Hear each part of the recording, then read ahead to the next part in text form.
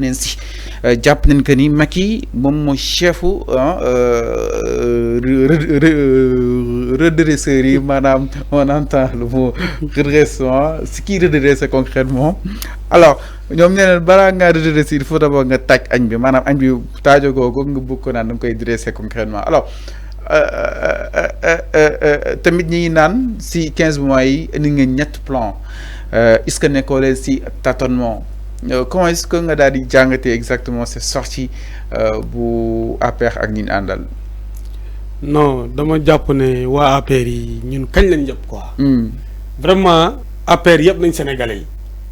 ñii tey ku leen permettre fi ñu toll nii ñi ne dañuy wax ak sénégalais yi. pour joxe ay leçons de morale wala défendre un camp wala un parti bi nga xamante ni ñoo fi nekk depuis 12 ans di acharné wu ci kaw sénégalais yi. di violer sénégalais yi. di détourner askan bi nga xaalis bi nga xamante ni askan bee ko moom saawaay. non waa APR vraiment Sénégal neex na wala on les a laissés aussi trop. li ngeen may daa bari quoi man je peux dire ça. parce que tey ay nit mënu leen a def loo xamante ni lu ne flagrant la ñëpp di ko gis guddeeg bëccëg yow nga am dossier bu ne ŋàññi ñu war a jëm sa kaw. au lieu nga wax luy jëriñ Sénégal yi nga bëgg fa nekk di jéem a tegtal naan nangam tey dafa am loo xamante ni dafa am. mooy on a élu un régime à la tête le président Bassirou Diomaye Faye mu ñëw def li nga xamante ni mooy audit interne def des audits économie financière pour xam d'abord lan moo nekk ci koom-koom bi nga xamante ni tey moom la Sénégal yi moom en termes de patrimoine. Après ces audits ñu gis ne bëri na luñ doon mbubb wala bëri na luñ doon coloré loo xamante ni ça ne reflète pas la réalité. Cour des comptes génnee un rapport publié ko ñëpp gis ne ce que le régime disait wala peut-être ñi bokk ci gouvernement bi li ñu doon wax Cour des comptes ñëw na confirmer. moo am et que tey le président tey booy ñëw dans un pays wala peut-être ngay def benn gestion publique da ngay am vision da ngay am objectif mais aussi da ngay am délai. tey lépp looy def il faut nga am monitoring il faut nga am tey foo koy appal ñu indi le plan Sénégal 2050. mais ku wax Sénégal de 2050 xam ne processus la étape la tu ne peux pas arriver tu ne peux pas quitter de 2025 dem 2050 mënul nekk procédure la maintenant procédure boobu noonu tey permettre na tey le président le premier ministre tey indi benn plan bu ñuy wax plan de redressement social économique.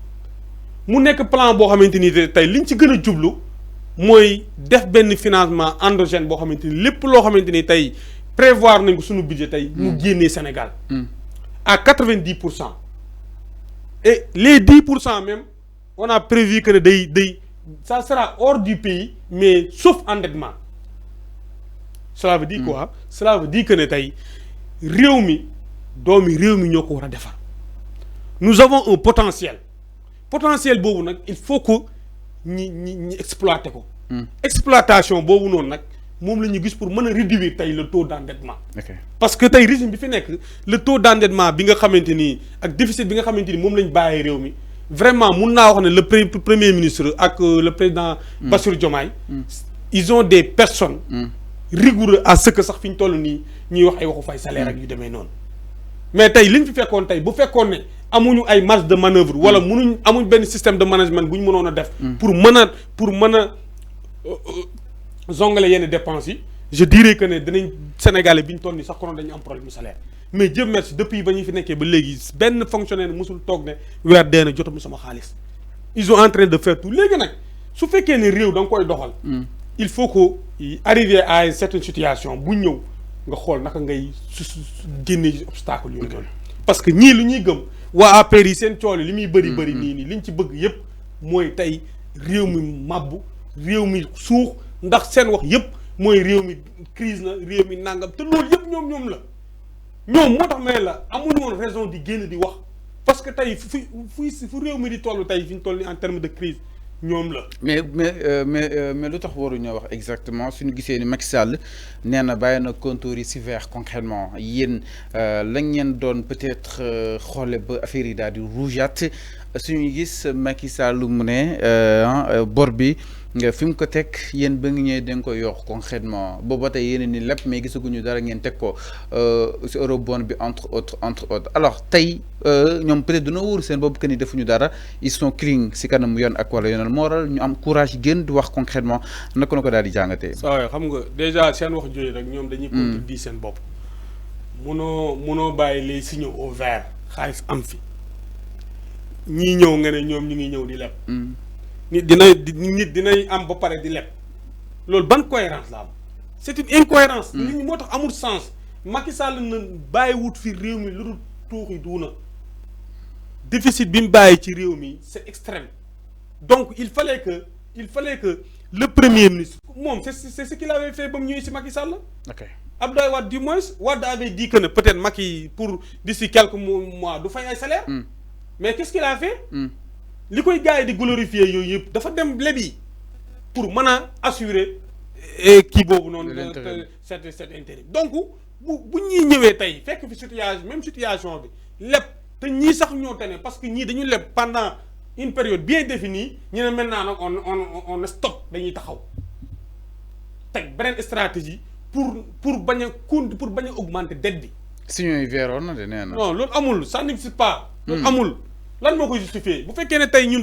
dafa am ñoo xamante ni dañ leen tabaxal des immeubles jox leen di leen di fay ay xaalis bi jox tal ñi nekk ay fonctionnaires de notre état muy